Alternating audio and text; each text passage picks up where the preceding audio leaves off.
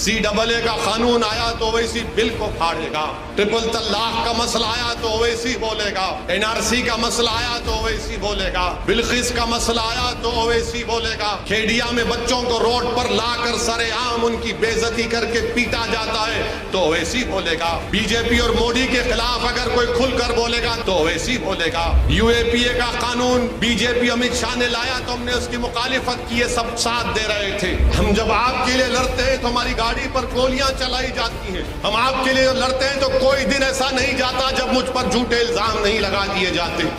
आप अपने दिल पर हाथ रखकर सोचिए कि भारत की पार्लियामेंट में मजलिस इत्तेहादुल मुस्लिमीन के 2 MP हैं और जब अल्लाह के फजलो करम से नबी करीम सल्लल्लाहु अलैहि वसल्लम के सदक़े तुफ़ैल में मैं या इम्तियाज जलील जब भारत की सबसे बड़ी पंचायत में खड़े होकर 6-7 मिनट के लिए बोलते हैं, मैं आपसे सवाल कर रहा हूं, जब हम खड़े होकर 5-6 मिनट की तकरीर करते हैं तो क्या आपको महसूस नहीं होता कि हाँ, ये जो दीवाना जिसको लोग इल्जाम लगाते हैं वोट काटने का, ये दीवाना जब खड़े होकर पार्लियामेंट में आपके बारे में बोलता है तो हर आदमी ये कहता है कि हाँ, ये जो अपनी जबान से अल्फाज निकाल रहा है ये हमारी तकालीफ को बयान कर रहा है, ये हमारी नाइंसाफी को भारत की पार्लियामेंट में उठा रहा है, ये इंसाफ के लिए लड़ रहा है। अरे बताओ फिर कौन तुम्हारी जबान में बोलता है, कौन आपकी तकालीफ को उठाता है भारत की पार्लियामेंट में?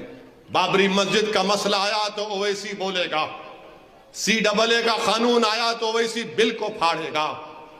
ट्रिपल तलाक का मसला आया तो ओवैसी बोलेगा। NRC का मसला आया तो ओवैसी बोलेगा। बिल्किस का मसला आया तो ओवैसी बोलेगा। खेड़िया में बच्चों को रोड पर लाकर सरेआम उनकी बेइज्जती करके पीटा जाता है तो ओवैसी बोलेगा। बीजेपी और मोदी के खिलाफ अगर कोई खुलकर बोलेगा तो ओवैसी बोलेगा। मेरे अजीज दोस्तों और बुजुर्गों, सुनो मेरी इस बात को, जब सब खामोश बैठते हैं हम पुकार पुकार कर लड़ते हैं। UAPA का कानून बीजेपी अमित शाह ने लाया तो हमने उसकी मुखालिफत की, सब साथ दे रहे थे। तो मेरी जमालपुर की आवाम से, गुजरात की जनता से अपील है कि जो खामोश रहते हैं उनका साथ मत दीजिए, जो आपके लिए लड़ते हैं पुकारते हैं उनका साथ दीजिए, क्योंकि ये कांग्रेस पार्टी और वो छोटा रिचार्ज ये समझते हैं कि हम खामोश रहेंगे तब भी आप उनको वोट देंगे, क्योंकि वो जानते हैं कि भाजपा के डर से आप उनको वोट देंगे। याद रखिए, अगर आप आपके लड़ने वालों का साथ नहीं देंगे और जो खामोश रहेंगे उनका साथ देंगे तो कहीं खुदा ना खास्ता वो हमेशा के लिए आपको खामोश ना कर दे। वोट डालना आपका इख्तियार है, मगर मैं आपसे अपील कर रहा हूं कि हम आपके लिए लड़ते हैं मेरे इज्जतदार माँ और बहनों। हम जब आपके लिए लड़ते हैं तो हमारी गाड़ी पर गोलियां चलाई जाती हैं। हम आपके लिए लड़ते हैं तो कोई दिन ऐसा नहीं जाता जब मुझ पर झूठे इल्जाम नहीं लगा दिए जाते। मगर मैं किसी की परवाह नहीं करता, क्योंकि मेरा यकीन है कि मेरी इज्जत और मेरी जिल्लत का फैसला करने वाला ये कांग्रेस और दूसरी पार्टियां नहीं है, वो अल्लाह सुब्हानहू व तआला है।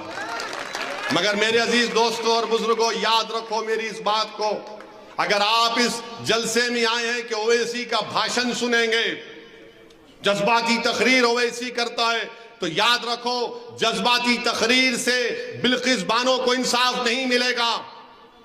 जज्बाती तकरीर से 723 फैक्ट्रियां नहीं खुल जाएंगी। जज्बाती तकरीर से जमालपुर वार्ड में लाइट का इंतजाम नहीं होगा। जज्बाती तकरीर से जमालपुर की गरीब जनता से इंसाफ नहीं होगा। जज्बाती तकारीर और जज्बाती अल्फाज से आपके जमालपुर में तरक्की नहीं होगी। अगर तरक्की होगी, नाइंसाफी का खात्मा होगा, तो आपको मुत्तहिद होकर साबिर काबुलीवाला को यहां का MLA बनाना पड़ेगा।